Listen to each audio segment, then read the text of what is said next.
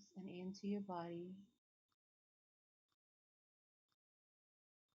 noticing the movements of your muscles and the feelings in your body, and also the feelings when you exhale and as the air leaves your body.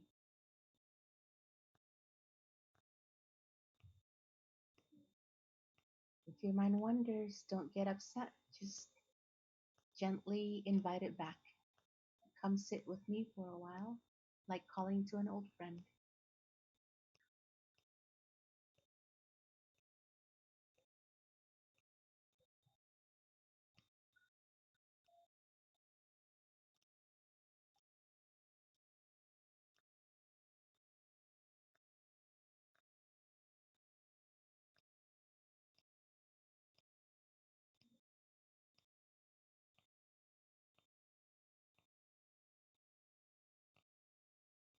In paying attention to your body, you might notice that some of your muscles might be tense.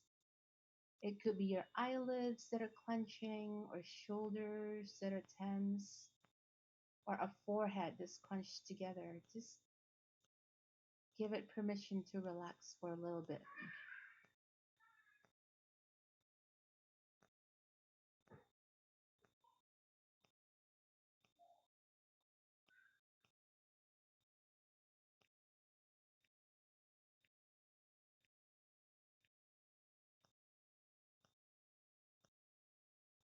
And as you bring your attention fully in the present moment, you might notice new sounds, sounds that you usually tune out, the sounds of life around you, maybe nature, maybe white noise.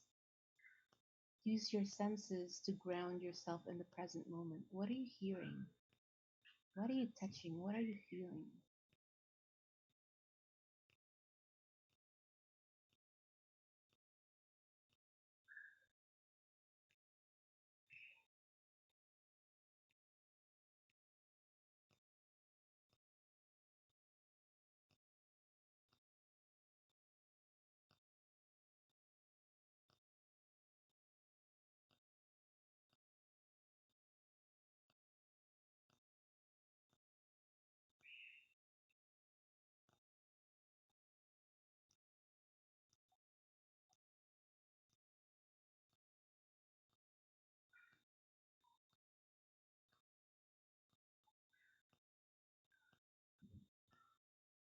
And as you take stock of these things that you're noticing, you can also use this opportunity to take stock of the things that you're grateful for.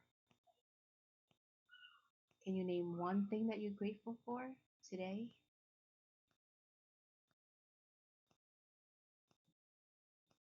Name that one thing and feel the gratitude in your heart.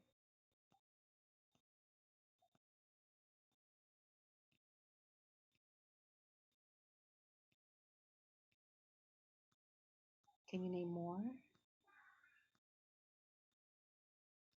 2, 3, 4, 5?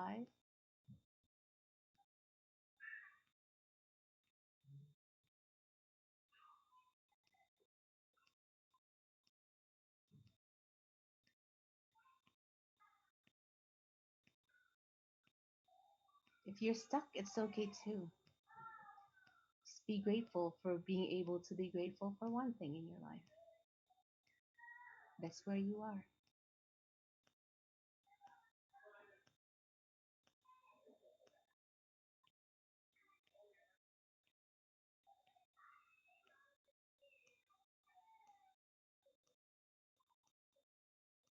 Pay attention to your breath.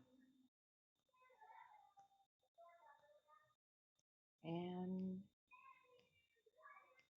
I offer you a little bit of time to say in your mind and in your heart your intention for the time that you're going to spend with us for the next couple of hours or so. What's your intention? What do you hope that this will be in service of? For you, for your community, for your family, for your surroundings?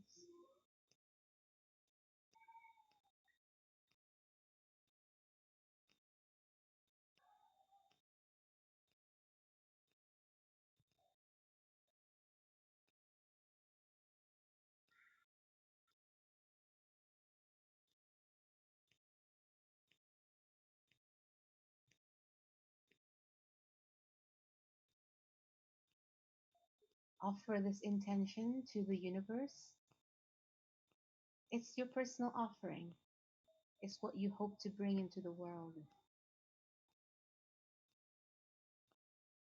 And when you're ready, gently bring your presence back in the current moment and take a deep, long breath and exhale. And when you're ready, you can open your eyes and rejoin us. And welcome back.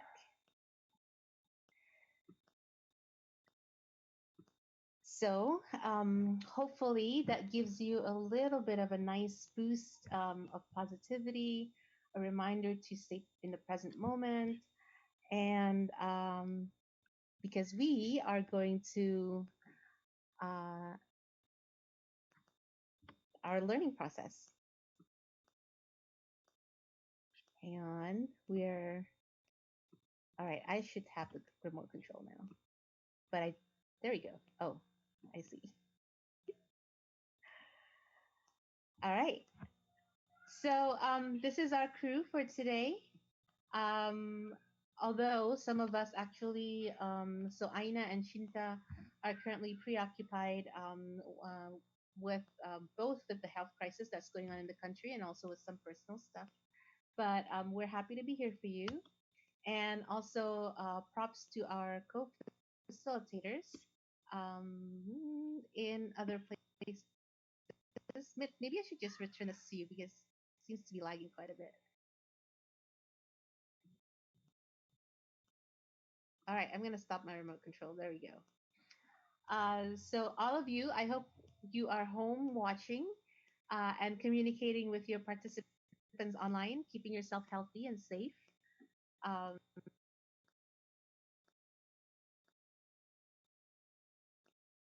so if you want to join the global conversation or the regional conversation on our social media, you can use the hashtag U.Lab or U.LabX and follow us on Instagram and Twitter and on Facebook. And also, for throughout today, we are going to be engaging with you through Mentimeter. Actually, we have a couple of different formats that we're going to be trying on Mentimeter for today for your feedback, and we're pretty excited to see how we do with that. Make sure you have your phone or your browser open with and point it to menti.com, and the code is 344991. And so, with that, we are going to start bringing in your voice, and Mita is going to guide us through the check in process. Mita, the floor is yours. All right. Thank you, Shobi. Power whoosh to you. We're starting up with bang. 1, 2, 3, whoosh. Okay, so we will start our check-in process, and as Shobi has shared before, we will try a lot of new tools using Mentimeter here because I know you guys are joining us from online. Bear with the voice. So, okay. So what we want to do today is we want to invite you to put in your voice and be more aware of the levels of listening that you're operating from. So here I will share the Mentimeter. So for you guys to please open up your Mentimeter, www.menti.com, and put in the code 344991. So apparently some of our participants have found the Mentimeter tool. So what we want to do here is we want to find out where do you feel like you're operating from in terms of level of listening. If you forget, you can click on your menti.com on top of the title, and there's the explanation of list. Level 1 is listening, downloading. Level 2 is factual listening. Level 3 is empathic listening, and level 4 is generative listening. So as we can see right now, I think, oh, There are three people who answered that they are personally operating from level 3. Good job. And 2 from level 4, and 2 from level 2.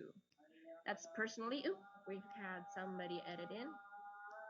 And there's also collectively, so you and your community or your friends, where are you guys operating from? So there are some people, ooh, 2 people who answered they're still operating from level 1 as a community, 2 people level 2. Oh, there's 8 or 9 people they're operating from level 3 in their community. Good job. And there are 3 people who are operating from level 3 in their community. So yeah, collectively, you, your friends, your family, if you feel that you're operating generatively more in the generative side, then you pick level 4 or 3. Whereas if you're still downloading, then it's level 1. So awesome. So yeah, my home is very close to a mosque. That's why probably if you can hear in the background noise, we're listening to the prayer call. It's the sound of life. It's the sound of life. So yeah, that's what I'm most looking forward to in Ramadan. It's very there. All of the mosque will light on. So while we're waiting, so this is the current reality. So this is where you're operating from right now. So if we move to the next slide, this is where do you want to achieve? This is the future that you want to achieve personally for yourself. Where do you want to operate better? In which level do you want to operate your levels of listening? And collectively with the people around you, what do you feel that uh, your community should be operating from? So if we hide this, ooh, a lot of you. Oh, this is very diverse. So a lot of you answers in mostly level 4, so more on the generative side. So props to you for knowing which level do you want to aspire to have your listening levels from. So hopefully this would be a good exercise for you as well. Oh yeah. Oh yeah, the scale for this question goes to 5. Uh, so yeah, supposed to be 4, but yeah. Sorry about that. But yeah, it's more on the generative side for a lot of you. So hopefully from this exercise, you would realize where you are operating from right now and what do you want to achieve in the future for yourself and for your community. So this way, this would be a good exercise for you to have to realize where you're operating from, and it would be a good place to start for our next phase of the U process, which is da, da, da, da, the oops hmm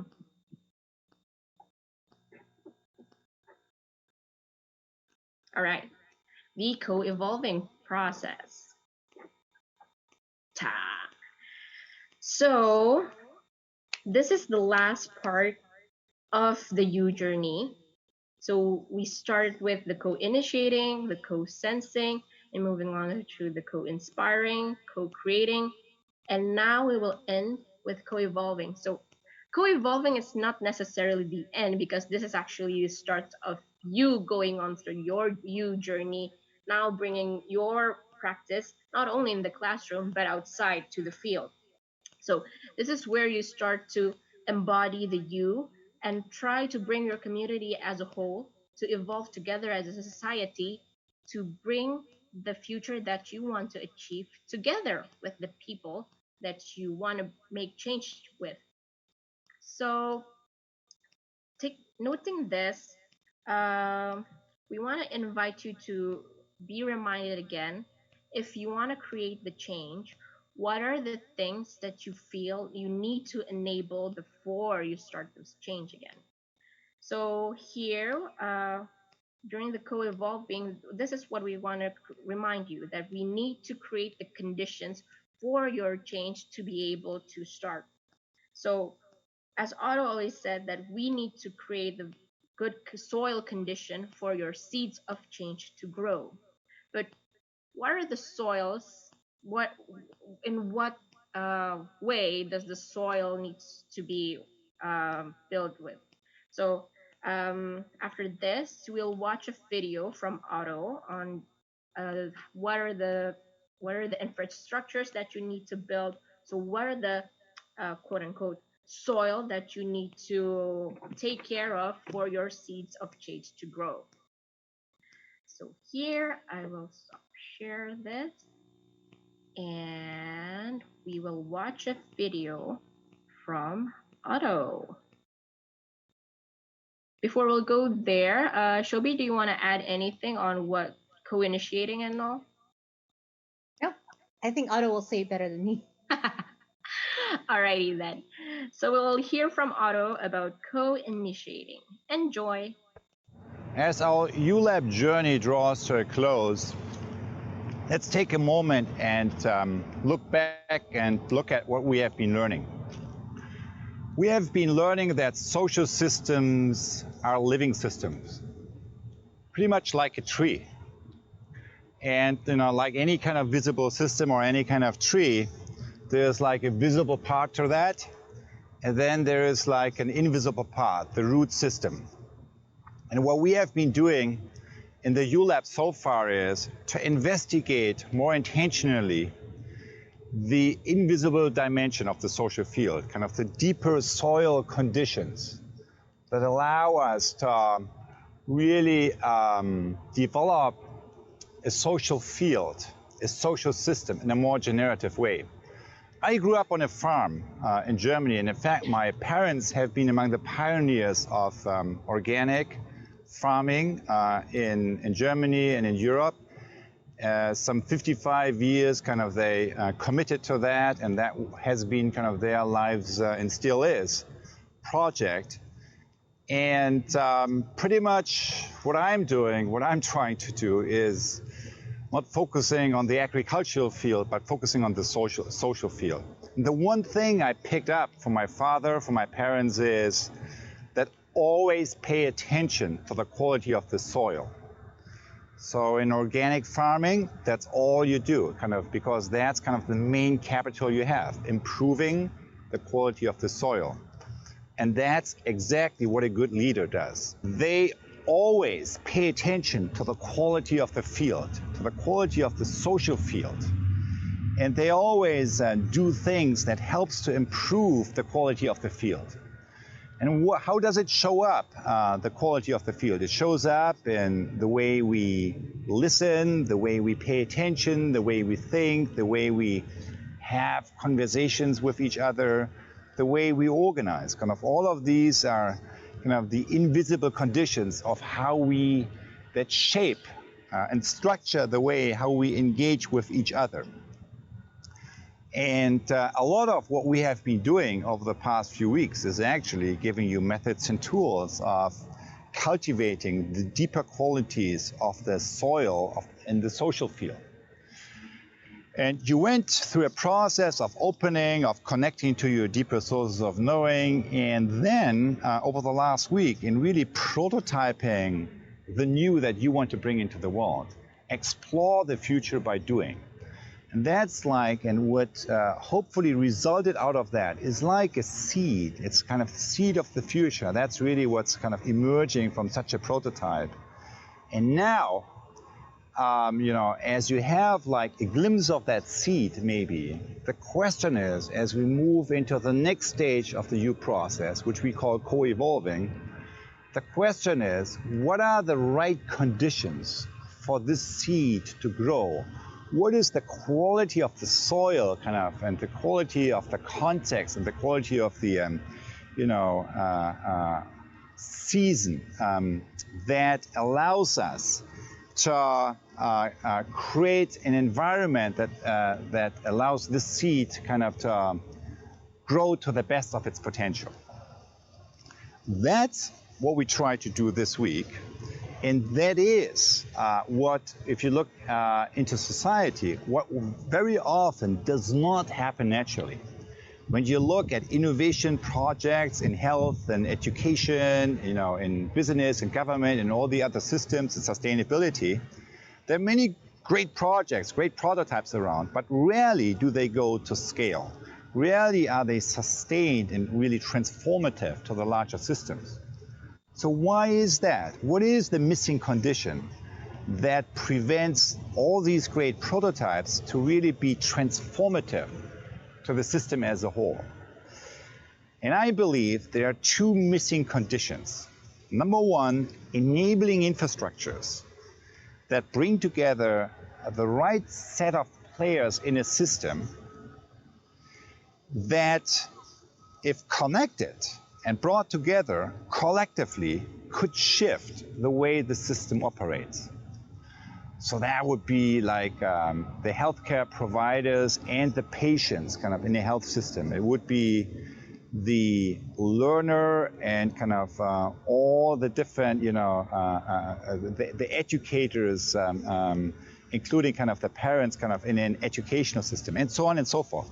So who are the players that need to come together and need to look together at a system in order to shift the way it operates and in order to move from abstract coordination mechanisms like hierarchy, markets, or like organized interest groups to a way of coordinating, evolving the system that's based on attending to the whole, seeing the whole and acting from what's emerging from the whole. So we saw examples of that, like in how Meta was holding the space, kind of in some of the other stories, but we haven't seen them on an institutional level. To make it happen on an institutional level, we need these two conditions: bringing together the right set of players that, if connected with each other, could shift how the system operates. And number two, enabling that set of players with a social technology that allows them to move from debate to dialogue, from ecosystem awareness, which is just a silo perspective on the system, to ecosystem awareness, which is an understanding of the system that is operating from the whole, from an awareness of the whole. So that kind of social technology and the capacity to use this social technology obviously has been at the very core of the U.Lab, and it's something that we believe that if developed and cultivated more fully, could help us in many systems to get to the next level if we bring these two conditions together. So in the next two clips, you will see our way of summarizing, what we have been learning from using these tools in a variety of contexts. All right. So hopefully Otto has explained it quite clear enough on what are the soil that we need to cultivate to bring your seed of change to grow. So with that in mind, we want to invite you now to bring that into the context of your daily challenge, the challenge that you bring, that you start with to go on through this learning journey. And we want to invite you to go through a journaling session with us. So bear with me. Oops. So as you can see on your screen, these are the journaling question. Please prepare your notebook and your pens or pencils. This is for you to write on for yourself. We want to know that if this learning journey together has resulted in the new seed of change or a prototype that you want to call, how much you cultivate the soil around this new intention that you're bringing, so the seed can grow better to its higher future potential. So as Otto says, the soil here are the enabling infrastructures, right?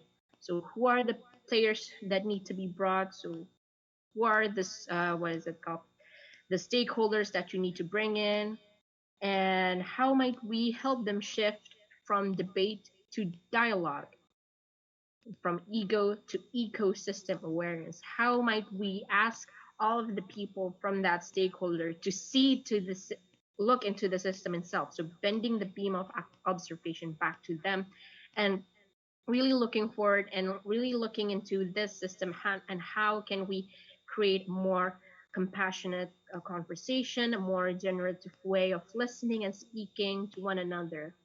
So please write in your respective journals, in your context of your challenge, and enjoy the time to write.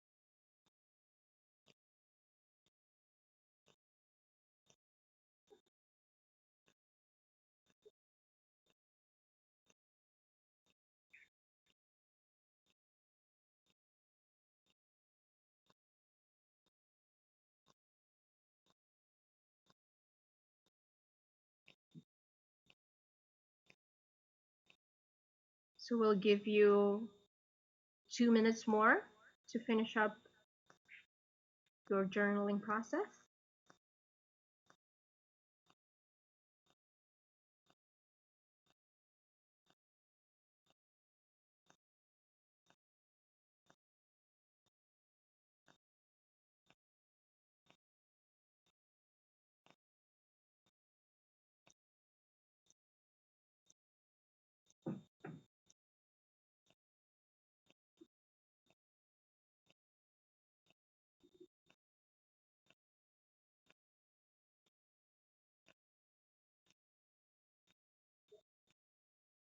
All right. So I hope this process would be beneficial for you to look forward to how you can bring your change in a more rooted way after the after we've finished all the session, and more on what you can bring home and how to do this better. I will give it to Fajri, who will introduce a lot of new tools, reminders, and no, not a lot of new tools, a lot of new reminders, and also a review of some of the tools we've introduced the sessions before. So I'll end here, and I will bring it back to Fajri. Bring it to Fajri. Whoosh. Hello, everyone. Can you guys hear me okay? Because there was a problem with my microphone. All All right, right. that's good. I how time flies, hey. Um, and I really wish that everyone is doing okay. And this is the last sessions. We are reaching the end of our journey, and let's just give pause on this. Mhm. I'm hearing Sorry. something. Okay. All right. Now I'm gonna show you another clip from Otto. Otto Scharmer is. Let me remind you, he was the one who's the pioneer of theory U and the one who codified it. And in this next video, he's gonna highlight on the 17 principles and practices that have emerged from putting theory U into practice, And it also, this 17 principles also might reflect some of the key learnings from a world user communities. So this is gonna be a bit more lengthy than other videos because there are like 70 points to talk about. 17, not 70. 17. Did I mention 70? I was like 70, or it's like 70 would like take the whole session. until tomorrow. Yeah. So yeah, but before we watch it, I think it's good to point out and give you a heads up that out of the 17 principles, the first 8 sets, which is principle 1 to principle 8, it will that will be explained in this video, will focus more on the individual levels or personal level, and then the second set of it, from principle 9 to 17, it will cover more on the system and organizational levels. All right, so without any further ado, Mitch, could you please help me setting up the video? There you go. Enjoy. Principles and practices that have emerged from putting the U into practice, and that reflect some of the key learnings kind of from a worldwide user community. Number one, practice the U, don't preach it. So the starting point is really to applying the U, the observing, connecting, and acting from what's emerging in your own personal practice, but then also kind of create learning environments for others where they can actually go through that process rather than downloading the story onto them. Number two, become a black belt observer and listener. So that's really about establishing the horizontal connection, really hone and develop and cultivate your capacity to listen with your mind and heart wide open. Number three, connect to your intention and operate as an instrument. So this is really about establishing the vertical connection, grounding yourself in what your real intention is, and beginning to operate from a real alignment with that intention. Number four, when reality opens up, be fully present, stay with it, and then act from the now. So the staying with it is a key learning here. Because most of us, okay, we can connect with something that's going around us, but then when a crack opens, often we feel compelled to jump to an immediate response. But connecting, how is it that you connect to the deeper levels of the U process? Answer, by staying with it. By just staying with a situation, don't impose a response too early, but allow kind of the situation unfold at its own terms. So when reality opens up, be fully present, stay with it, don't, jump too early. And then when something begins to emerge, act from the now. What that really requires, acting from the now sounds simple. But what it really requires from us is to often let go of an earlier plan, let go of an earlier intention, to connect with what is emerging in a situation and then taking it to the next level. 5, follow your heart. Do what you love what you do. Remember the Steve Jobs clip that probably most of you watched and saw kind of during this lab or before.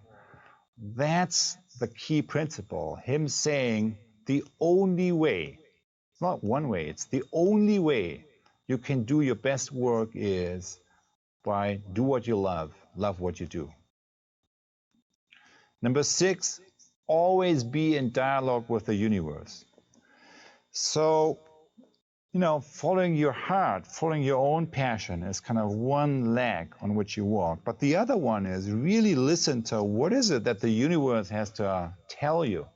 And it's not always a message that we love or like or appreciate at first, but we really need to learn how to pay attention what the message is that the universe wants to convey to us. And it doesn't mean that all the feedback we are getting, we have to internalize. Sometimes you get feedback that doesn't really speak to your idea. But when it does, kind of we really need to take it to our heart. Number 7, create a level 4 holding space for your journey. So as you can see here, kind of this is kind of a small group of women supporting each other.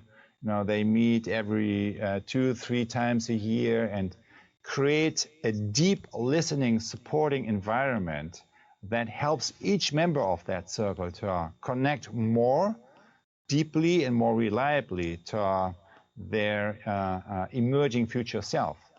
I have felt that in my own life. You know, whenever I had such a circle of deep listening, a deep coaching circle supporting me, and I supporting others, that's a huge boost. Kind of, it's a huge resource and support that we can give ourselves in our own developmental process.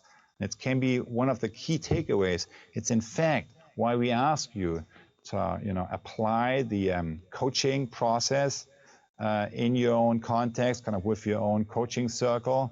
Now, for some of you, kind of the future of this circle may be the people you met in your group. For others of you, it may be, you know, people outside of this circle.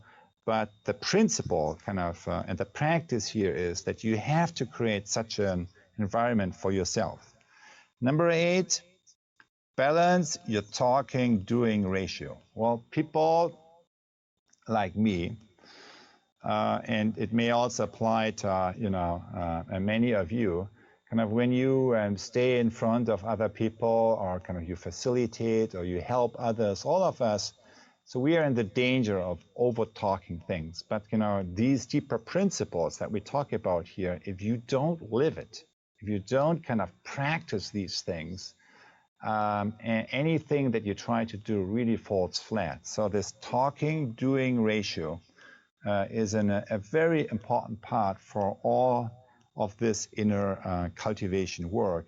And it's a key focus area of our own personal development that enables us to be in the service of the challenges that we face as communities and how to respond to them. Now we come to the second set of principles that, you know, as you noticed, the first part was focusing on the individual. Now we come more on the system and the organizational level. Identify the crack. And what I mean with crack is the opening to an emerging future possibility in organizations, society, and self. So how do we start in an institutional renewal process? And the starting point is to identify the crack. And the crack is where the old way of operating no longer works, and we are facing a challenge and an opportunity that obviously requires us to operate in a different way. It's kind of that disconnect, kind of that mismatch that is a possibility, and then you want to pay attention to your own sense of energy. Is it just something important for the organization, or is it also kind of important to you? And is it also important kind of for the larger system, for society? So you try to look at these resonances and identify areas where an opening, a significant opening for a profound renewal initiative are happening. 10, use different languages with different stakeholders. Connect to them in terms of what they care about. So we tend to use the same kind of language and communication style with all the different stakeholders. But the more you work with very different groups, the more you become aware of that, you know, communication really is the art of finding a way of connecting, of communicating that connects with what matters to them, that connects, you know, that draws them into a changed situation around the issues that they care about. Because without that, you will have no commitment in the stakeholder group you may be wanting to convene. If you want to change others, you need to meet them where they are and be open to be changed first. So when you want to change someone else, another stakeholder, but you cannot control. You cannot, there are no hierarchical ways of doing it or no other ways. The only way of doing it is really your quality of relationship. And the best way of building that quality of relationship is actually being open to be changed first, to be the first one who opens up. And often I also found that asking, initiating a relationship where you ask genuinely for help is a great way of forming an initial relationship that then allows you to evolve that on these issues that you really want to focus on later on. Co-initiate through local leadership from the heart. There was a study of the World Bank and of all the projects that they had and that failed and those that succeeded. And the single most important factor they identified is the core leadership team, that there is a core leadership team, which usually is from that local community. It's the commitment from the heart at the core of any kind of initiative that in the end very often makes a difference. Use sensing journeys that help people to see the system from the edges and use collective sensing mechanisms to see the system from the whole. So what you see in this picture here is after a sensing activity, people come back together and they put out these stakeholder from roles in the system, and you see these little feet ahead of them, and then they would step into these roles and speak from the I in order to articulate what it is that they really learned in their sensing journeys, in their deep listening dialogues, and so on. So you're enacting the dynamics of the system in real time by speaking from the I, by speaking from a first person perspective. It's one way of making sense of complex stakeholder dynamics. 14, holding spaces that support the team at the top and emerging leaders to lead the individual and collective transformation journey. Often, when you work with larger systems, there is, of course, something you need to do on the front line, but then there's also something you need to do at the top level, helping the top level leadership to hold the space and to go through their own transformation journey. And then there's a third area with the next generation of leaders, more in the heart or in the middle of the organization. So those are like different touch points. And what you see here is that the leadership team at the top, that often looks like every 3-4 months, 2-3 days, where you have a deep learning environment that allows that group to turn around the perspective, to reflect on some of the deeper issues, and to help each other to become more effective in dealing with these issues. 15, prototype by acting from the now and with regular review cycles and support structures. So prototyping is the capacity to act from the now, and one way of one support structure actually for prototyping is tough deadlines, to make teams, to make people, to make us present material even though it's just half-baked and we haven't fully figured it out, because the essence of prototyping in many ways is present a concept before you're done, before the full development has taken place, because then it allows you to build in all the great feedback that you get from others into the further evolution of the concept. Second last, co-evolve the system by using prototypes as seeds through linking micro and macro level leadership. So when, what this means is that when you work with prototyping initiatives on the ground, often at the front line of the organization, and once these initiatives develop and develop something interesting to look at, then you bring in the more senior level leadership so that they experience firsthand what's working, what's not, what's like to walk in the shoes of others, and thereby create an experience that allows them to develop and to inquire into the question, how can we, what is really the essence of this innovation, and how can that be developed in my own area of responsibility, which then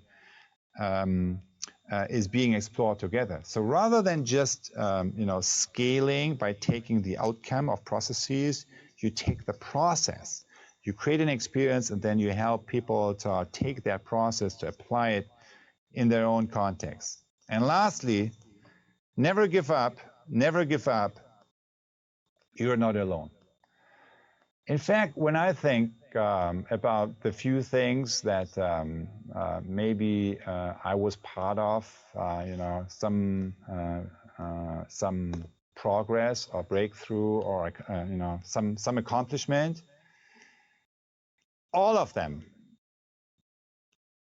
none of them happened with the first try. In all of them, particularly the more significant ones, I was about to give up.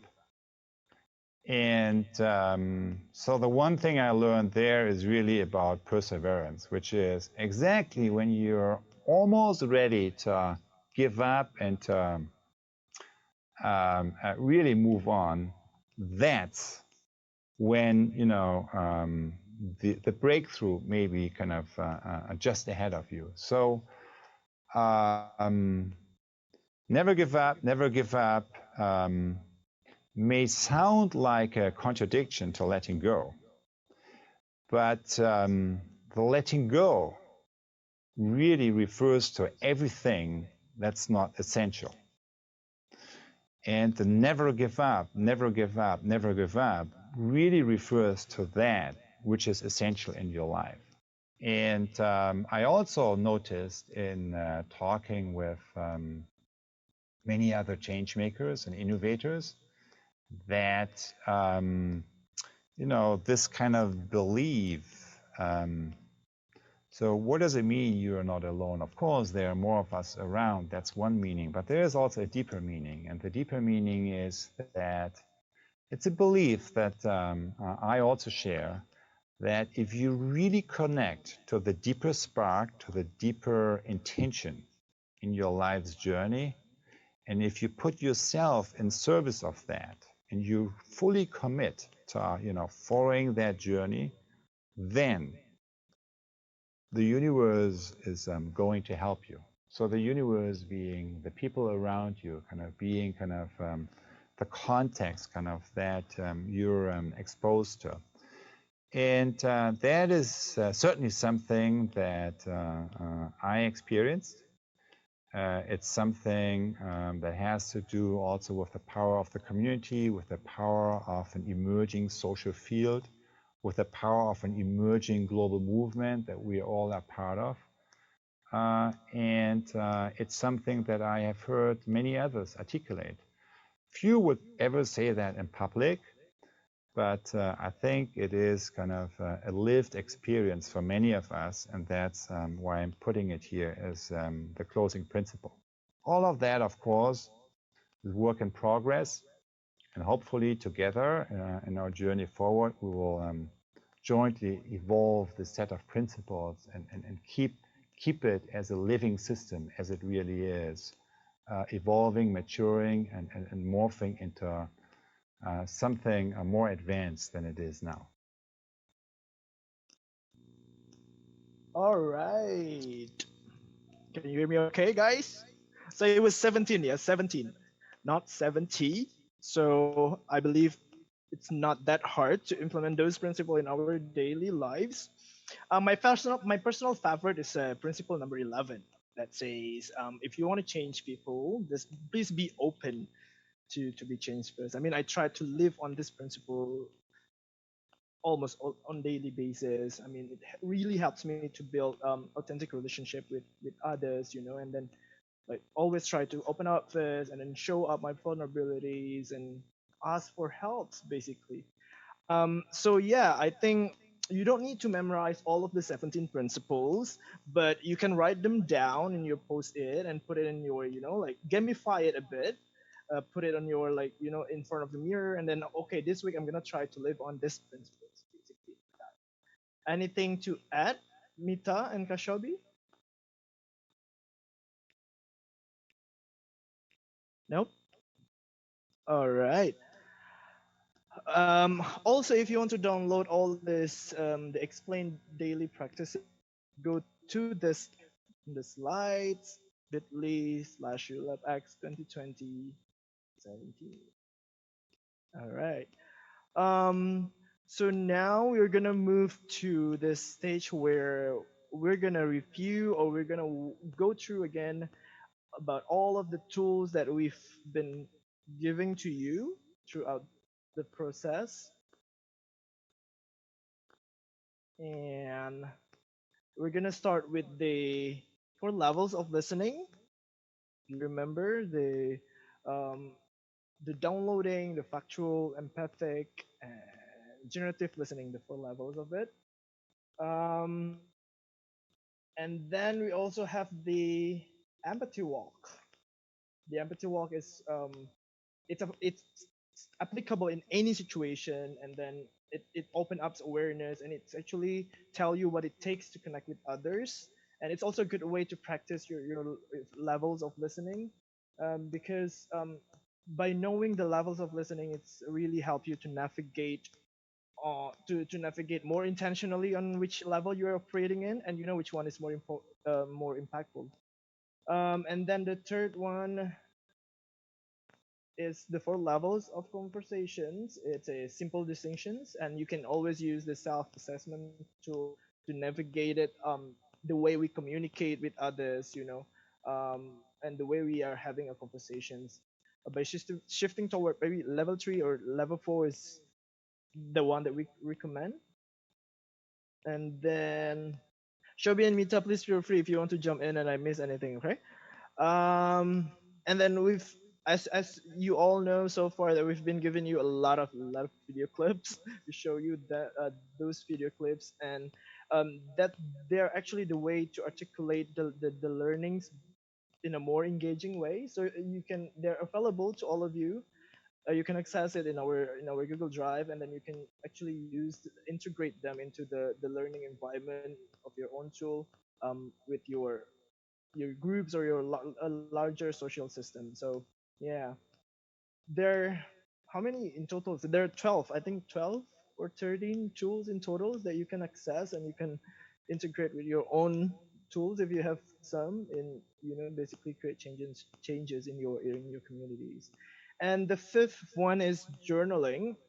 Journaling is the key reflective practice, and many love journaling because there's very little resistance about it. Like, maybe you can jump into a very meditative stage, but then a number would re- a little amount of it will be very resistance. Like, so it also allows you, it's very flexible, it allows you to customize to any situations that you're going through.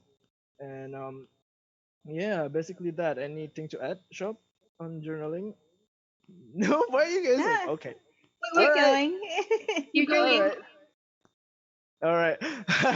So, and then we're going to the bottom of the U, where we give you a very important tool that is, ta-da, why is it stuck? The bottom of the U. Um,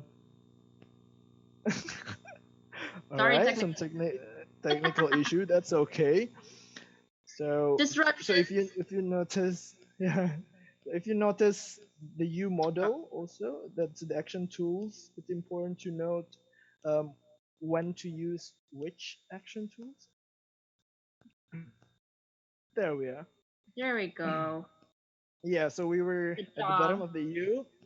Yes, and the moments of mindfulness. I mean, almost started all of the sessions with a mindfulness practice by our led by our mindfulness guru, Shobi. And what is this moment of mindfulness? Um, are you okay, Mitch? Can you like maximize?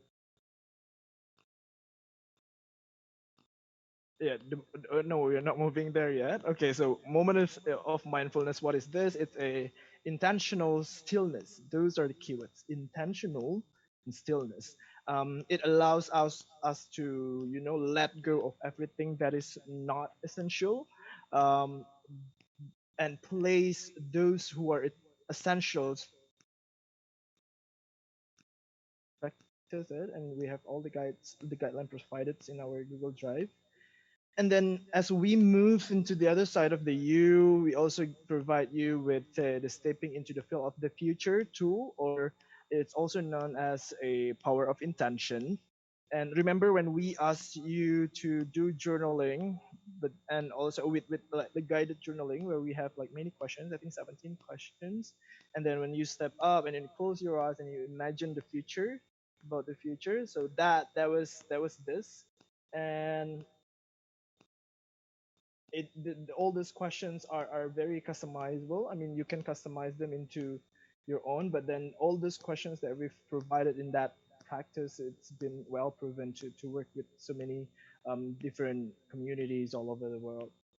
And then we also have the case clinic. I mean, the case clinic, it's a there's so many names in this world for this, and I think all of us have been this circles where we gather at least once a month, once a week, or even like once a day, just to listen to one another. And then we've basically give you guidelines of that there are 7 steps to do so. And then there's mirroring at the heart of it, and it might take 60 to 70 minutes minimum for you to conduct the case clinic. And I like when Otto says about case clinic that it is nothing more powerful um, in this world than giving loving attentions to each other. So basically, through case clinic, you can practice to navigate your not only you can practice to navigate your listening levels of listening more intentionally, but also really can really impact people's life and then helping them going through any difficult situations that they have to face.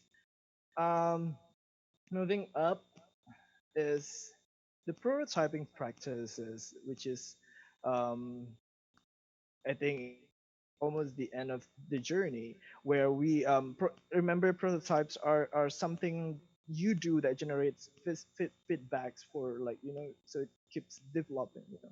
And there's no small prototypes as long as it can generate feedback. So feedbacks are the key for prototyping. So there's no small feedback and no small prototypes as long as it can generate. This is an actions that can generate feedbacks. All right. So I also want to remind Yes.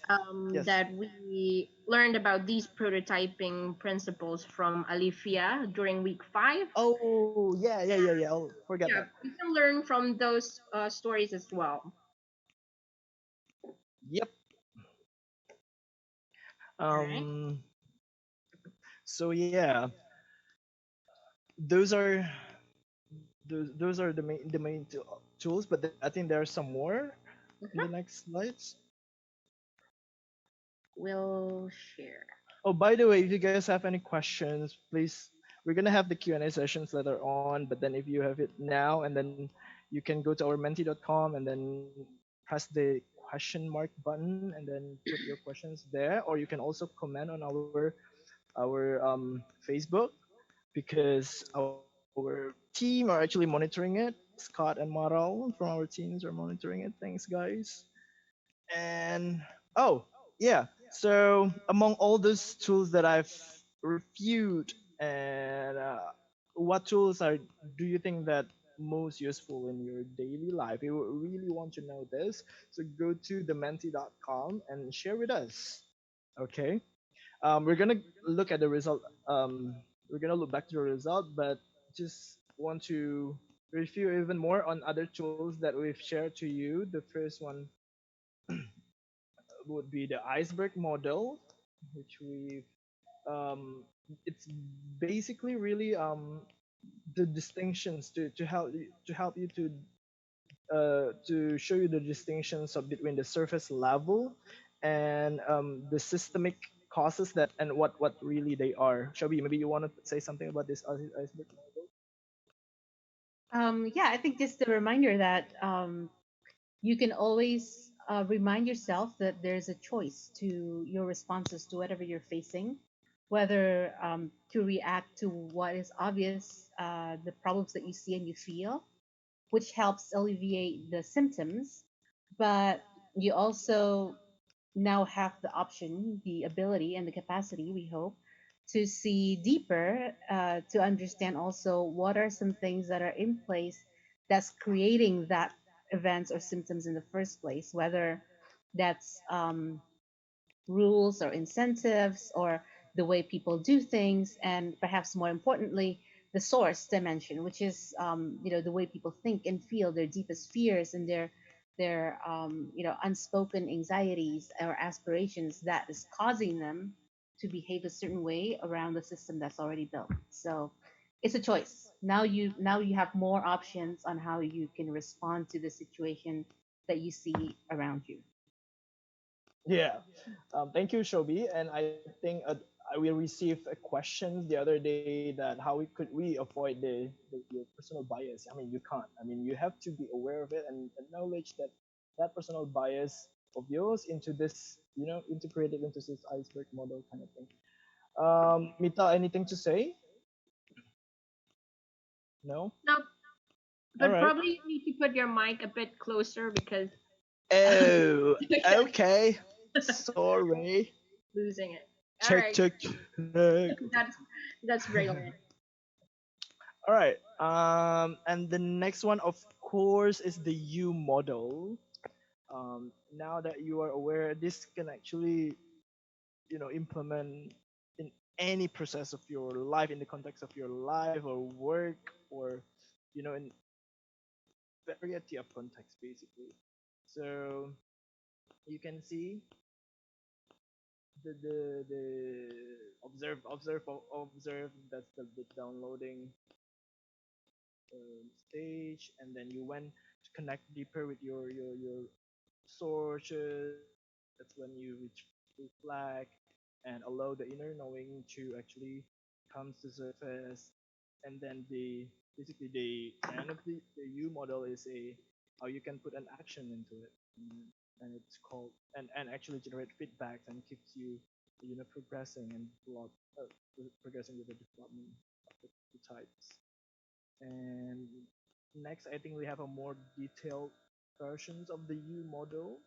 In here, and that you remember that this whole process is includes these stages: the downloading, the past patterns, and then you are seeing it with fresh eyes, and then you lean into the unknown and space of possibilities through the sensing from the field, and then you reconnect deeper sources where we call it the presensing, and then you crystallize your vision and intentions, and eventually turn it into the prototype that integrate your heart, your mind, and your will or your hands to embody all of this, changes in yourself.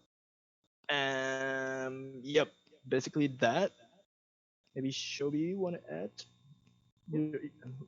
Oops. No, no, keep Proceeding. going. Yes. All right, and then this is the most important part, and I know it might like it's sometimes it's hard to understand, and how are you actually gonna do this? Holding the space, holding the space, guys, is actually the most important leadership capacity in the century. That's what we want you to learn from this whole U process, basically. um Holding the space for ourselves and for others, and then you know it, it's the capacity that requires not only to move in too much, but also not so little, not micromanage and not impose our own will. So it's not disappearing, basically. from what's about to emerge, and then but also not overimposing, staying with it. It's very complex. In order to do this, you need to pay attention to the physical space, to the digital space, and also to the social environments. You need also to pay attention to the mentals, to the constructs, and the different levels of listening and conservation conversations that you're operating in. And last but not least is the intention. So if you remember the Zubin Mehta a video where he stepped back and then give the Placido Domingo the, because it's not about him, it's about the orchestra, and then just wait and not interfering until that new moments emerge where the music starts to rise up, and then give me chills actually. um so basically the tips is to do this is to attune to your intention, and you know just holding the pace. Remember, it's so important, and it's definitely not easy to do, right, Shop and Mitch?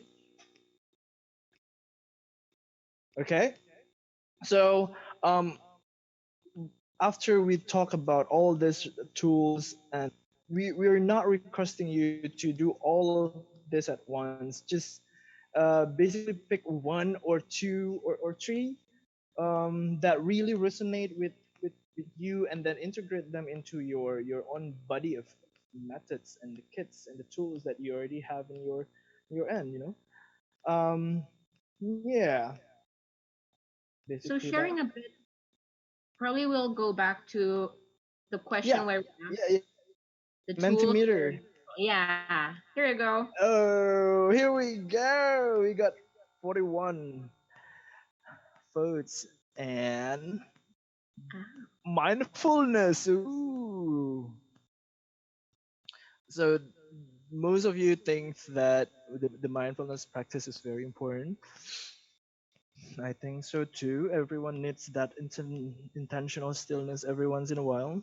Every day, actually, to escape the noises and bending back the camera to yourself. Remember the astronaut video where you, like, we show turn the camera to yourself and then having a dialogue with yourself. And then the second one highest is levels of conversation, not conservation, right?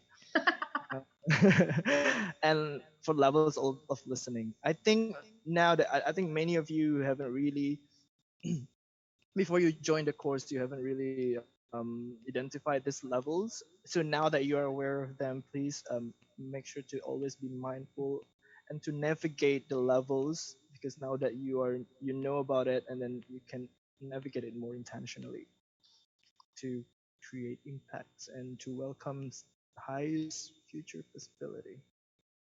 Hmm. Some of you also did found empathy walk useful. Not so much fan of journaling.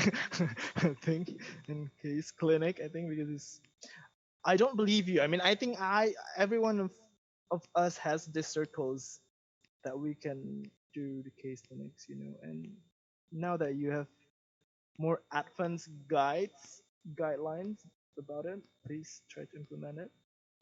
All right, that's nice to see. Um, what's next, Mitch? So next is bringing the future into reality. Oh yeah, Well, yeah, how do we think? another Mentimeter. Yeah, and what are the future that our participants want to bring, and also what are the seeds we need to do that? Maybe Fajr, you could guide them through. Yep. Can you show me the Yep, we'll Mentimeter do. slides? Oh my god! Wow. Okay, you guys already fill it up. So, um, consider the set of future possibility that's been emerging during this U.Lab process. Um, how do you bring this into reality and what is it asking for you. And I can see that the biggest one, I think the most voted element is hard work. Hmm. Anything to say about it, Shop? No, I think it's. I'm still scanning the all the different phrases that you put in. Um, Yeah. and it's good to see that you are stepping up into what you feel the world is asking of you, or what your future possibility is asking of you. Never give up, being open to opportunities, working hard, having good conversation, listening, and paying attention. Those are things that you can definitely do, right? It's so totally within your reach, totally within the realms of what you can do. So, yeah, it's about it. Self love. There you go. Self love. It's free. That's all right. Um, there's another question to for us to contemplate on. That is, want to show the next one. Now, in order to do that, what support do you need from the others? And your answers, most of you answer it by networking and cooperation. Hmm. Don't say you cannot. Aw.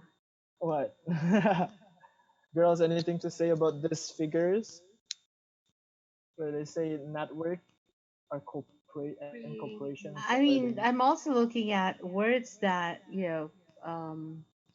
so cooperation, collaboration, engagement, understanding, openness. Uh, Again, these are things that we can freely give to one another free of charge, right? yes. Oh, honesty. All right. Maybe we want to compare this with the ones that we've seen it at the global level, Mm-hmm. the global Sure up, thing. and so that we know what the bigger audience say about it. So yeah, it's nice to know that a lot of you shared a lot of very similar one answers to the U.Lab global participants. So, oops, not you, Zubin Mehta.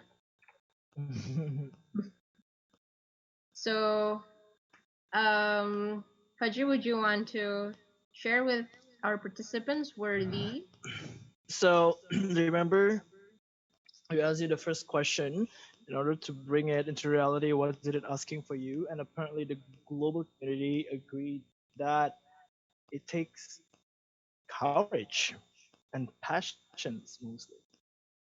I saw a lot of others important words like faith, self love, attention, the most important thing. What's your thinking on this, Mitch, Shelby? I think it's more touching when we see the next slide, which is Okay, let's um try. yeah. So as we saw with your answers as well, and also the answers of the participants from the global U.Lab. So as we all said in the beginning, that we actually introduced this U.Lab journey in a more Southeast Asian and youth context, whereas we actually got this from EDX, where Otto conducts the online course directly from edx.com. Sorry, edx.org.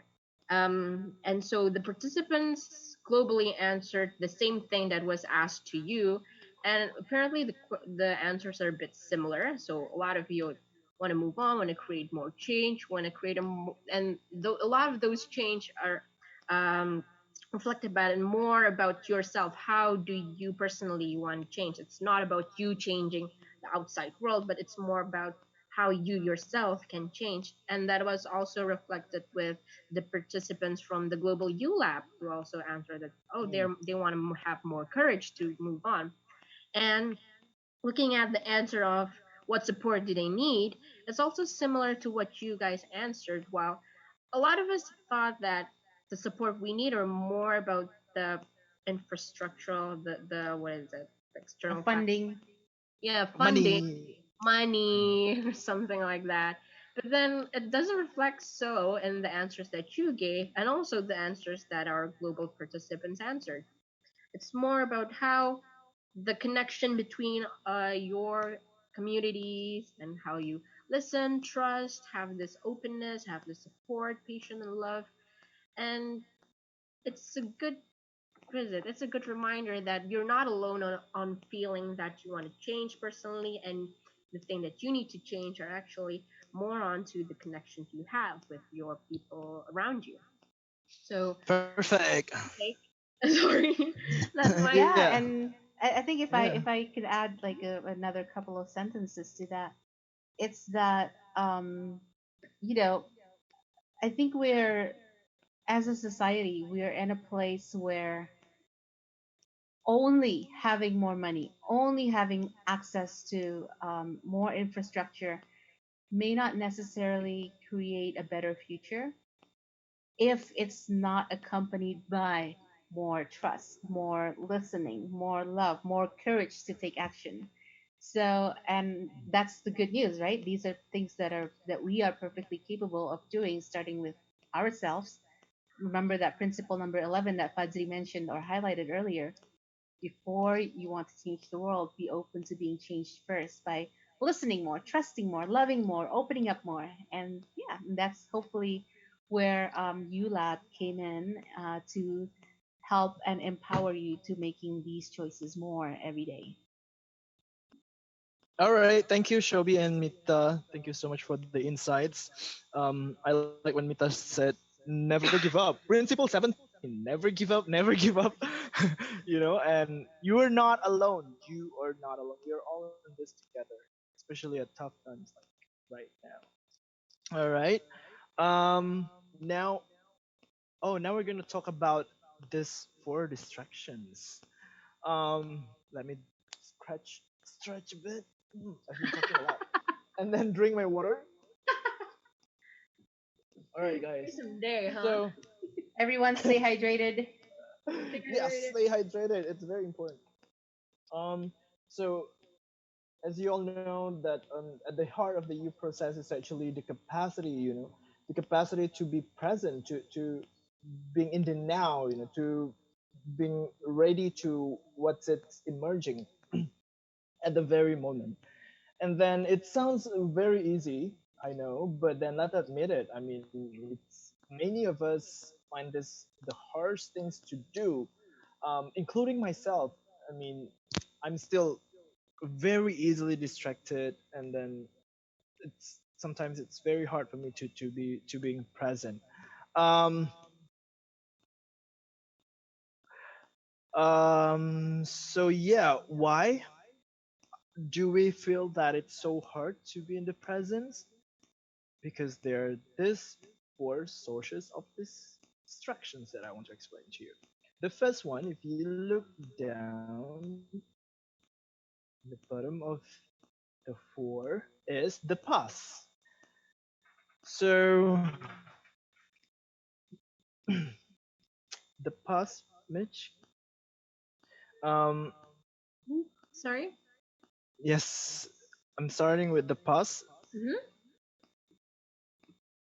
Oh, We- let me jump in. All right. So to to move on, I think to your learning journey in the future, I think this is also one of the what is it? Mitch, One I mean, did you have the circle kind of thing? oh no, yeah, Oh yeah. yeah, so There you yeah, go. so There you go. But then so yeah, yeah, I was we asking about wanna that. explain about where the past first Yes, yes, before we go to the circle. I mean, yes. The past. Why is it a distractions? Um, yeah. our attentions. are very often trapped by regretting on what happened yesterday, and then by replaying all the conflicts that we went through the other day, and then what could we have said, what could others should or could have said. And that's where we stuck in that place, and it draws us away to the from wanting something to emerge at this very moment, being present in the now. And then in the opposite of that, there's also another distractions, that is the future, the circle of the future, Mitch. Um. All right. All right. So Fine. yeah. Yeah. I mean, this is the tools, but yeah. Okay. Oh, I see. These are the tools to. All right. Apparently, we haven't not really well Yeah. done. But then, yeah, about future, um, it's when we worry about tomorrow or what happens the day after tomorrow. And if you guys notice that among future, presence, and the past, only present is actually the really real, like only attending of what's currently happening and then wanting to emerge and connecting with it. It's the only way to connect us with the reality, because the past has happened and the future is not even there yet, so might as well focus more on being present. And then our third, you don't need the circle now, on the right side. All right. We'll just do All that. right, so on the right side there's them. It's all about them. It's a mindset that we apply when we are engaging with others, and see that source of our problems are with them, are in them. I mean, without seeing that we have our own roles also in sourcing those problems. And the opposite of them, there is me, and all about me, and it's actually basically the flip side of the same process. Like, I'm overly consumed and absorbed by what may happen to me in that situation. So the question is, how is it that we can relate the past to the future, the others, to ourselves from a deeper place, grounded in the sources of what emerging in the now, is by move into connections with the tools that we've given you or throughout this you process. That's where the The, circles should come. Sorry no about problem. that. All right. So when we deal with when we want to connect with the past, we use this capacity as learning from the past without but still like keep insights of our own sources and our own role of what have happened. And then when we deal with the future, the force, the distraction force that is the future, it's we can use the capacity of sensing. It's the capacity to sense and lean into, as I mentioned before, into the unknown, into the spaces of possibilities. So that's why in the you know there's this stage called co-sensing, and stepping into new fields and expose yourself into different environments and interact with uh, different stakeholders. And with the the the third distractions, that is the them, it's where you can apply your deep listening and dialogues. Basically, listening level 3 and 4, I think, the generative, which allows us to actually connect to others in a way that minimizing or collapsing the boundaries of ourselves with the others. And finally, if how are we gonna relate from the fourth to distractions, that is the me? It's none other than the mindfulness practice, the intentional stillness that you use to connect with your deeper sources and being aware and turning the beam of observations to ourselves. So basically that, and any I mean, we've been through this a lot. I mean, you can we've provided you with all the tools that we just reviewed today. To deal with the past, you can use the case clinics as well, and then to deal with the dim distraction, is you can use the empathy walk and the listening, the levels of listenings. And when you use in the futures, we also practice that stepping into the field of the future, the power of intentions, guided journaling with you. And also, we always encourage you to practice mindfulness. And these are four core capacities that we try to explore and we try to strengthen in this journey. And we really hope that you can really use this and share this to others, and create, I mean, holding the roles that we are holding now, sharing to others, and creating learning environments for the others in your own communities. Yep, that's enough of me talking. Let's hear from the ladies. Oh, oh, ladies, you don't want to add anything? No, I think let's just see what our learners have to say. Oh yeah, let's do that. So we're gonna give this to our social media team, the ones who are monitoring our social media. Scott and Maral, how are you guys doing so far, and how our audience are responding? Yes, I'm thank gonna you give so the floor to you. much. We have a lot of questions actually. This is the Mentimeters and also the Facebook. So first we have a question from Selena Fonseca Jimenez Guterres. Such a beautiful name. I hope I'm saying it right. The question is that the video, I think this is the first video, sorry, yeah, of Otto when he mentions about never give up, never give up, never give up. How do we do this when the challenge is harder than I thought of it before? So that's the first question. So how do you not give up when you see that challenges as you go through is actually getting harder than you thought previously? The second one is from Frankie from Timor Leste. The question is, how do we maintain to stay with our mindfulness when there's a lot of challenges that you're facing at once? I think that's. I think a lot of people can relate to that. I would. The third one, we have a question says one of the participants been struggling with him or herself, feeling lost, but then how he or she would like to know how to actually go back, how to get back to myself, how to find myself. At the same time, because he or she doesn't know why is he or she feeling lost. So I think that's quite deep, a very good question. The next one would be, oh, we have a lot of questions. How can we focus listening to someone else when we ourselves is facing hard times?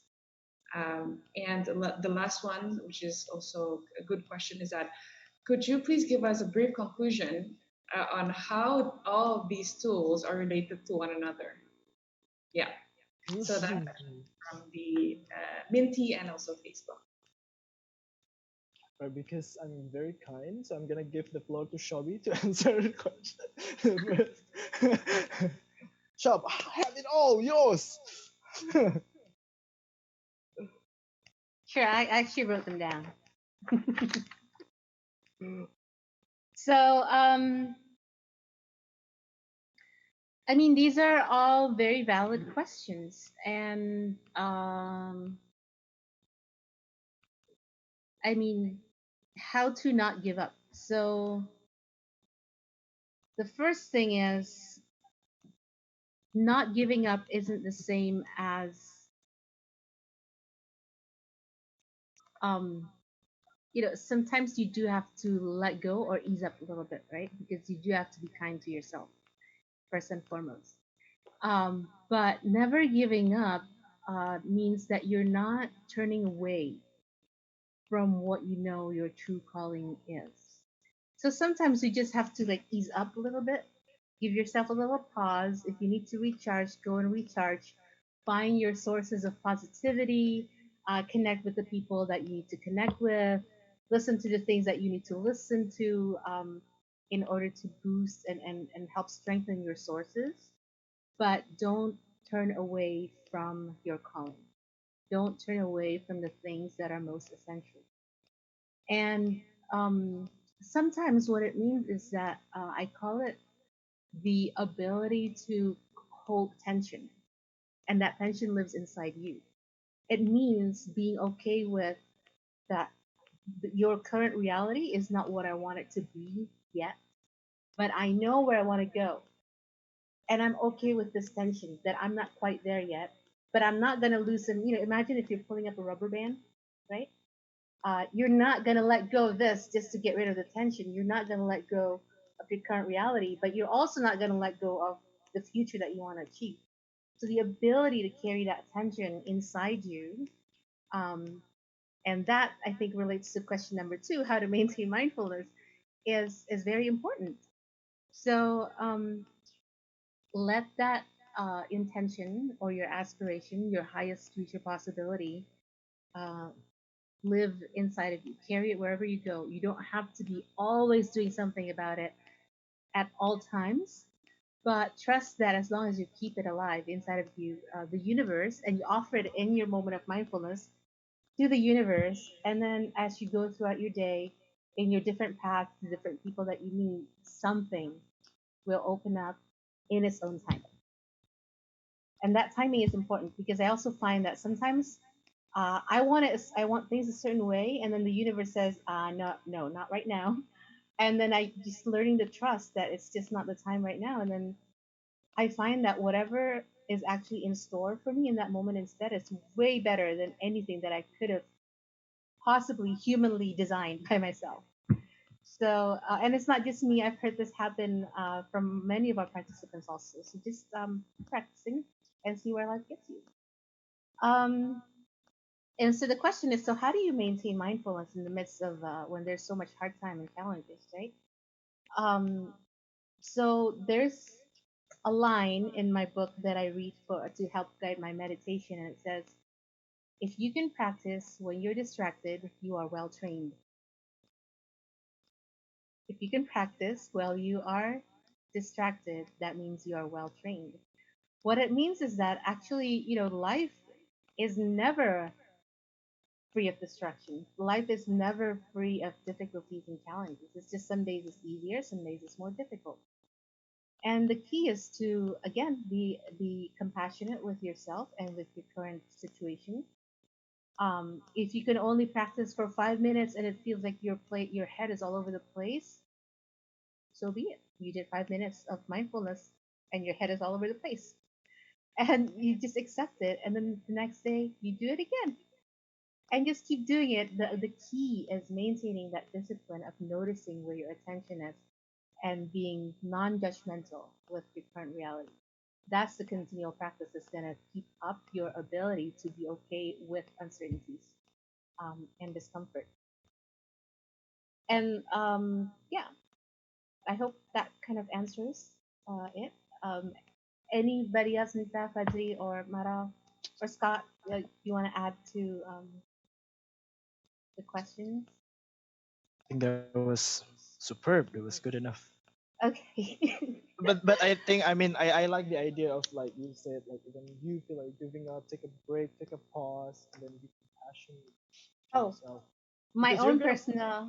I know my own personal favorite is I think I'm lucky enough to have people in my life that um, they're way more senior, meaning they've seen a lot more difficult things than I have, and yet the reason they're to me kind of like my spiritual mentors or gurus because at their old age of 80 something, they still manage to maintain their positivity, their optimism, their hope for a better world. So, in some moments, I will tell myself, what would Peter do? Peter Senge. What would Patides? Patides is the founder of UID. Uh-huh. What would Patides do? He passed away last year, and he was really, to me, like the spiritual father of our organization. And so, in difficult times, I would ask myself, like, what would Patides say about this situation?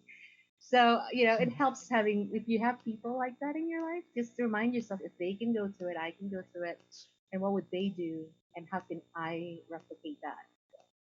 That's how we look at you, right, Mita? Like, No. I would Am tell I, people. because I'm that senior? I'm just kidding. So, third question is about feeling lost. Speaking of Fatih Des, he also has a thing about being lost. He always says, "You're not lost. You're right here."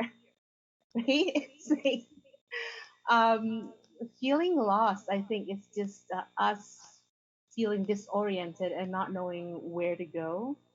And so I think the gem, the jewel of that saying, "You're right here," is to remind yourself that you are here in the present moment. You're not lost. You still have people around you that care. You still have your aspirations. You still have the things that you care about. You still have, there's still so many things happening in your life that you're not really lost. It's just in your head you're lost. So the ability to, um, carve out a piece of stillness in your time and in your daily life and in your headspace, in your heart space, is going to be, I think, hopefully helpful in helping you get back little by little to finding your sense of groundedness. And it's not going to happen with just one mindfulness practice, right? And so it's, again, it's the continual practice of carving out that stillness, intentional stillness, and being okay with, um, if I'm not in a good space right now, that's okay too. That's where I am. And I trust that if I keep investing in my own time and my own self, slowly I will get there. And how to focus listening in hard times. So for me, what do I do? So actually, we had a similar question in one of our in-person programs. If this lady was asking, if I feel like when I suspend my judgment, and I have a lot of things going on in my life also, and I have to pause all of that to be able to listen to this person who's being very difficult and very challenging, very annoying. Doesn't that feel like I'm being harsh? I'm being mean to myself. It feels like cruelty against my own person. And so I'm not sure. So for me, I'm a spiritual person, and I believe that I have in my life, if I look back, I have received a lot of kindness. I think from the universe, from the people around me, and that's my source. So who am I to say that I'm having a hard time and make this conversation about me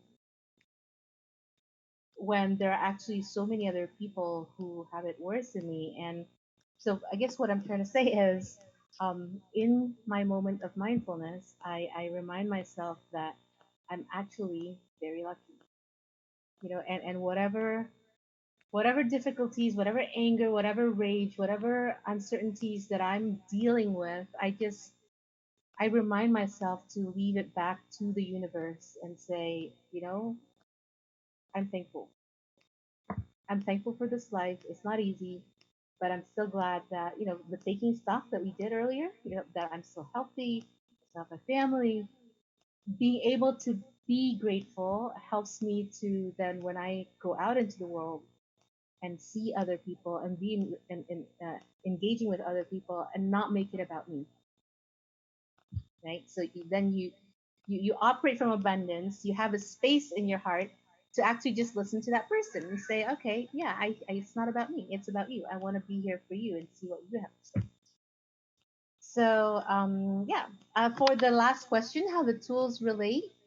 I hope that last chart that Badri put up with the U and all the little pieces on it, hopefully it kind of answers it, and also the four distractions, right? So essentially, if we divide all the tools that we've given you, it's all related to, either dealing with the past, or reshaping your relationship with the future, with others around you, and with yourself. So yes, that's for me. Perfecto. Thank you, Shelby. Power wish to Shelby. One, two, three, wish. Um, Maybe we still have time, Mitch, for other questions from Maral and Scott. No, enough.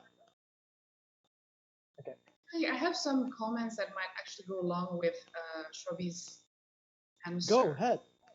Yeah, so A, very mysterious A, share this.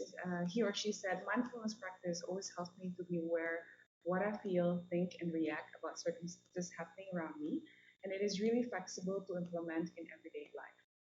So that's from A, which I think is very much in line to what Shobi says. What Shobi also mentioned about spiritual and also someone from Facebook.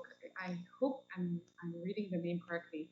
By by Shayna by Ching Ching Hussein. I'm very sorry if I hope I'm saying the name correctly. He or she said, "What we must do is to be better, do more for the sake of peace, being responsible individual, and living with faith. An advocacy that we can share to the world, being positive and full of faith."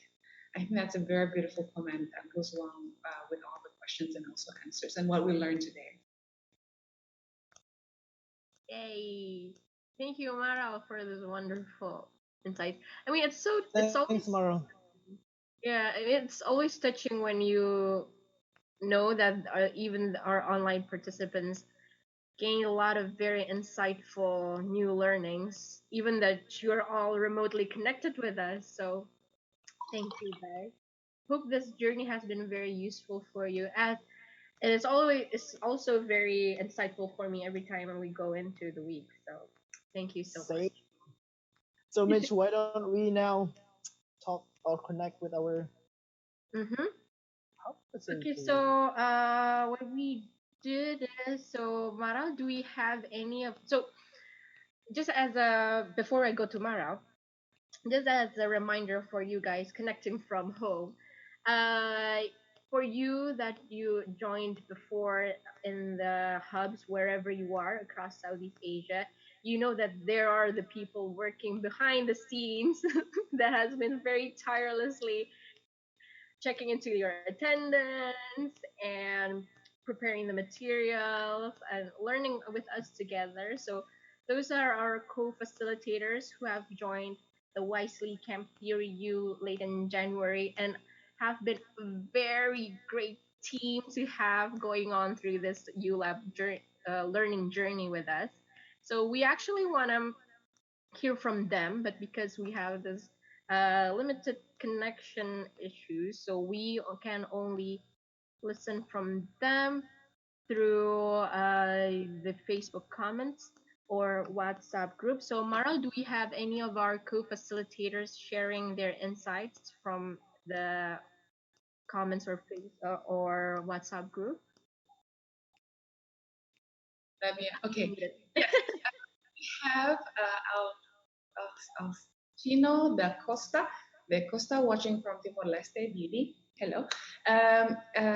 He said the tools are very useful in my daily life. Oh, it's actually sharing that the tools that currently is being useful in his their life is actually computers and phone. But then there's also a statement that says, just wanted to say how these techniques are great for stepping outside our long-held attitude and behave in a new way to changes, new environments, and different individuals. Oh, thank you. So going on through this learning journey, Maro, do you have anything to say? Because we've gone through the past 6 weeks together. How do you feel from being able to be in this team supporting this from the back of the side? Yes, starting from the chem, the U chem. Yeah, starting from maybe Maro, you want to start by sharing your insights, feelings, or whatever. Yes.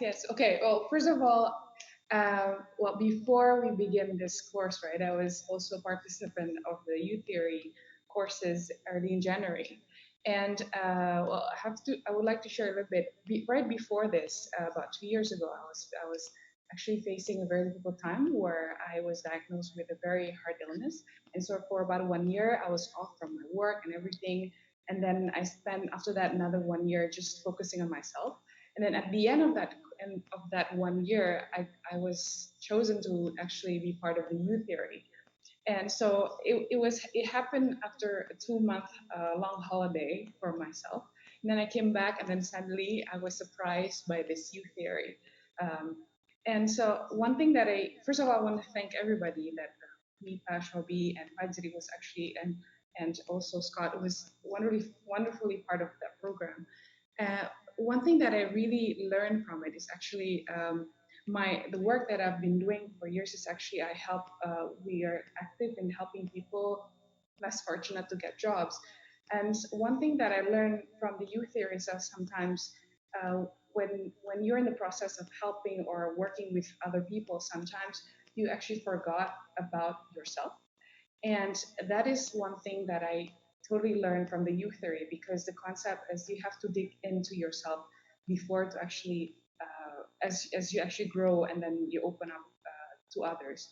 And a lot of the questions within these 6 weeks is actually people asking how do you focus on listening to other people, and things that they've been facing when you're actually also facing a lot of challenges yourself. One thing that I learned after trying as hard as possible to, of course, to implement new theory in my life is that sometimes when you begin to listen to other people better, you're actually learning more about yourself, and at the same time, you tend to be able to be more appreciative, or more you appreciate your life more than before. Because sometimes it doesn't mean that the story of other people has to be worse than yours, but as you listen to others, and then you start to realize a lot of blessings that you might have already experienced or you're currently experiencing, and before you didn't know it was actually a blessing. And so those things, that's actually very I think very important skills, life skills, that is very useful, especially for today's world. And I got that because I learned about the U theory. So that's a very an experience that I really like to share with everybody. Oh, Oh, that's so beautiful. I almost cried. bless you, Maral. Thank you so much for going on this journey with us. We are also happy to have you as a part of this whole journey, and also learn so much from you from going on through this process with us, and also learn so much from our co-facilitators, from our friends in AC UMY Yogyakarta, American Corners Universitas Andalas in Padang, and from American Corners in Manila, Vientiane, Yangon, Dili, and hope I'm not missing anyone else. Yeah. So, um, so we and have we Hanoi, have Hanoi, last one. So, oh, Igor posted. we, So we also have yeah. this comment from one of our co-facilitators from Dili, which is Igor. So Igor shared that he was grateful to learn and lead his participants from Dili in Umma America. Aww. So they can learn to become good leaders in terms of listening to others, knowing yourself better before you lead other people. So he also shares that it's hard to organize them because some of them don't understand how it might help them now. But yeah, but all of them now know how to become a good leader. So I hope so he shares that he hopes that they all can become a good leader for our country, Timor Leste. Oh, Oh, Igor. I'm into that. Sweet, sweet Igor. We also have one from our co-facilitator in Laos, that is Onkyo. Hi, Onkyo. So she shared to us that, first of all, she said, I'm shouting out to UID and US Embassy, our host crews, co-facilitators teams, and at America Spaces, especially at America, that the Dom in Vientiane team for organizing this massive U.Lab online course.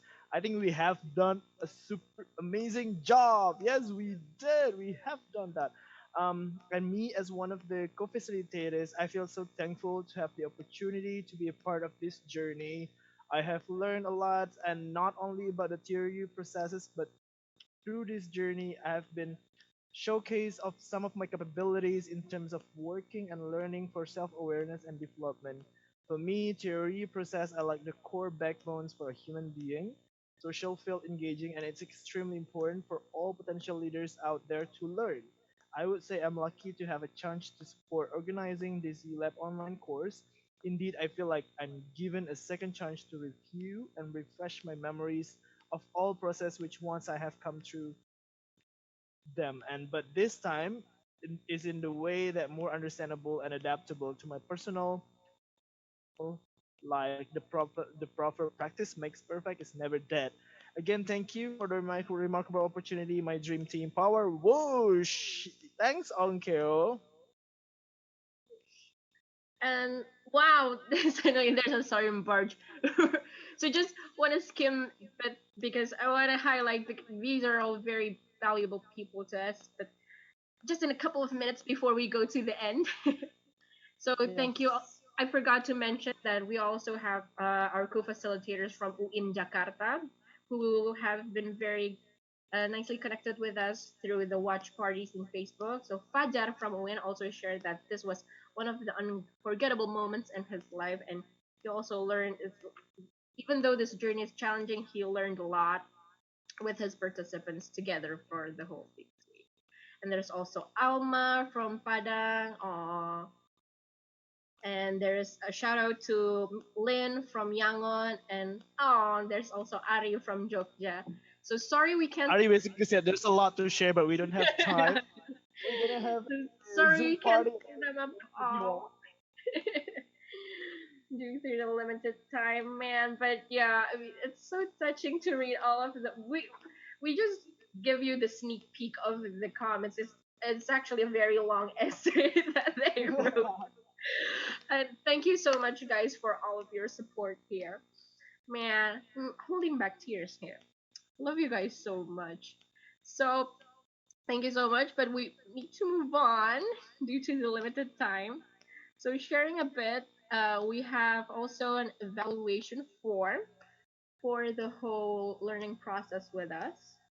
So this is the link for the Google Drive evaluation form. It is bit.ly /U.LabX 2020 strip eval, EVAL.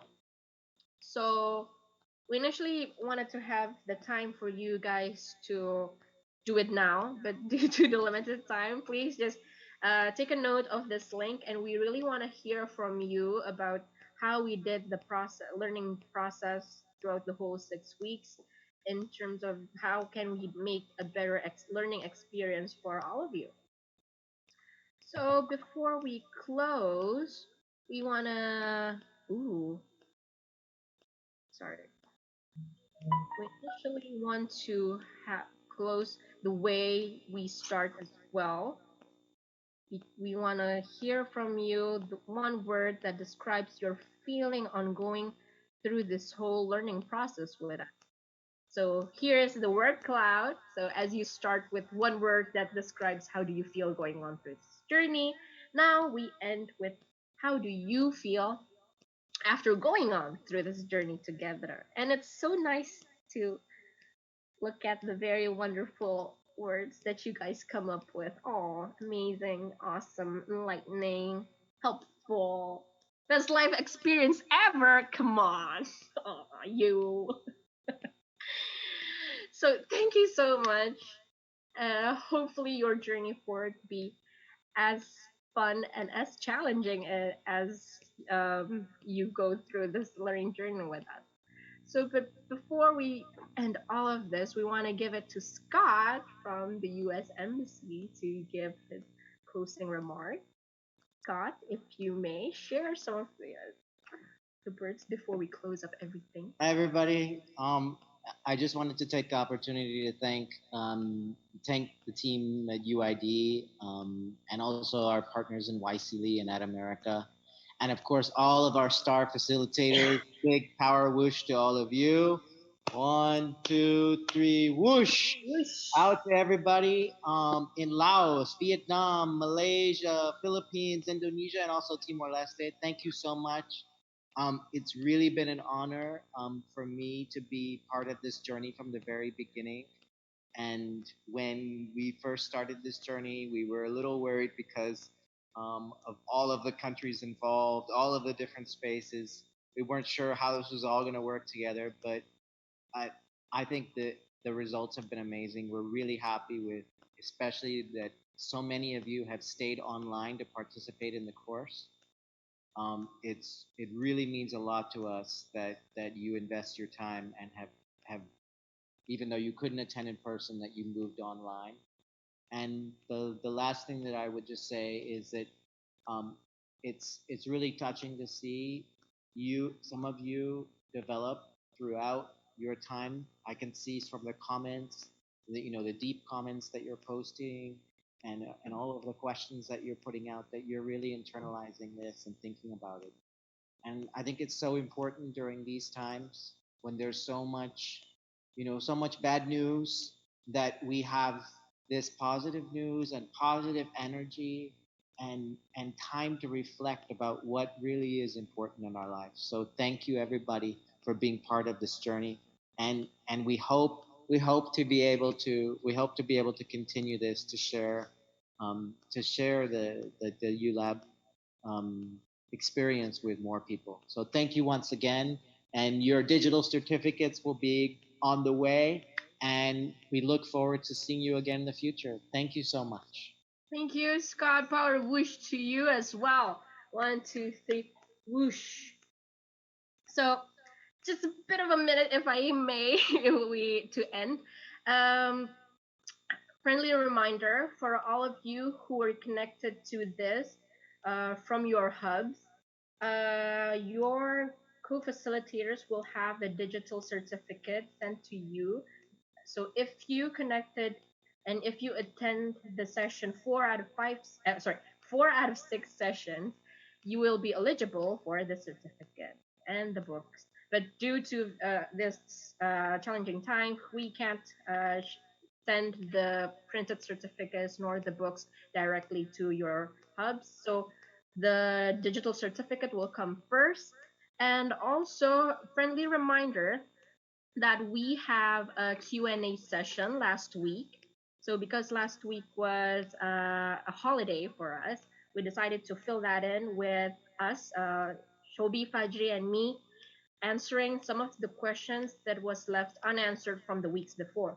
So if you may check out for on the Wisely Facebook page and also the Instagram page, there I think that's 1 hour. No, one It's hour 46 minutes. 46 minutes. 46. And it's on the IGTV section of the Wisely account.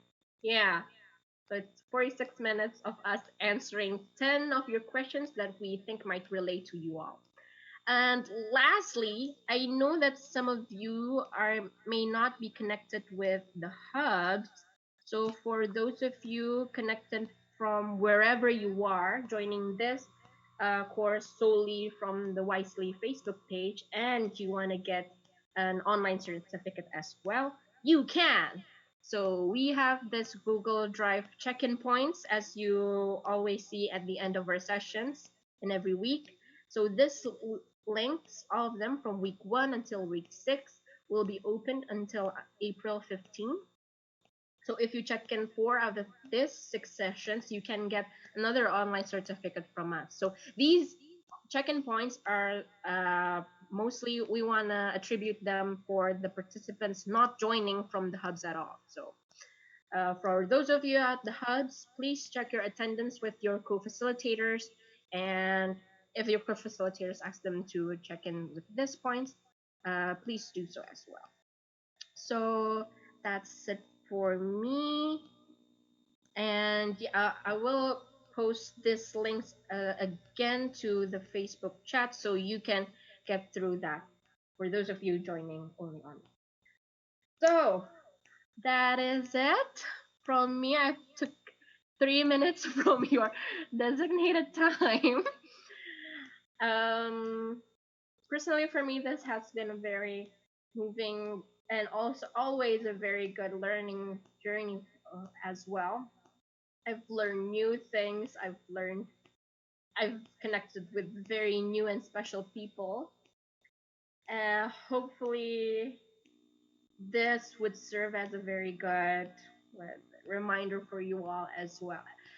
Hopefully this would be as moving for you guys as it is for me. No, Scott just mentioned that I shouldn't cry, but I can't. I can't. So it has been a touching experience for me. So hopefully it has been for you as well. So that's it for me. Fajri or Shobi?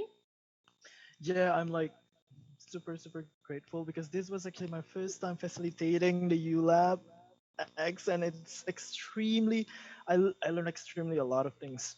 Like, I'm speechless. I'm out of words. I'm so happy. I'm so grateful. I'm feeling contented by this experience. I hope you guys are also having the same experience. Whew, all right, Shelby. So I It have really is. yeah, I just really quickly I was trained as a biologist, and so as this like pandemic was taking over the world, I couldn't stop reading about the biology of diseases and stuff like that. And I found this number. It's called the R0. It's a measure of how many other persons a person can infect for a particular disease. So I think, for example, for the coronavirus outside of China at the time, the R0 is every person will infect like between 2 and 3 other people. Versus the seasonal flu, I think the R0 is 1.3. So one person would infect maybe maybe 2 other people. And what makes a big difference is that if one person infects 1.3 other person versus 2 to 3 other persons, is that when this happens like 20 times, at the end of the 20th cycle, on one hand you have 146 people, and then on the other hand you have like something like 36 million people. Right? So it makes a big difference just by having one person pass this on to 1 or 2 other people versus 2 or 3 other people. Why am I bringing this up? Because I think what we've seen in the past 6 or 7 weeks together is that hopefully we have managed to touch you and your heart and your lives in a way that's meaningful. And even if it just changed one person through this process, knowing that one other person might then pass it on to 1 or 2 other people, have an R0 for curiosity, compassion, and courage instead of a sickness. Then hey, maybe this is how you change the world, right? This is how you get millions and millions of people to be more self-loving and more kind and more compassionate to one another. So keep at it, keep going, pay it forward, pass it on. And I'm so happy to see that even though we had to move halfway through the course to 100% online, it seems like that energy of the positivity and the love still can penetrate through the screen, through the technology, and that we're finding ourselves in a way where physically isolated but not emotionally, spiritually still connected. So thank you so much. Keep it up. Back to you, Mita. So again to end. Big thank you to everyone, our friends in USMC, YCLE, at America, and UID, and our co-facilitators, and also you guys tuning in. You're the backbone of this whole process. So hopefully this would be as meaningful as for you guys as well. So to end, we want to give a giant round of power whoosh to you for you to go on through this journey forward and create the change you want to see in this world. Thank you from us, and we'll see you when we see you. Or whoosh. Whoosh. 1, 2, 3. Whoosh. Final power whoosh. Bye. Bye. Stay positive.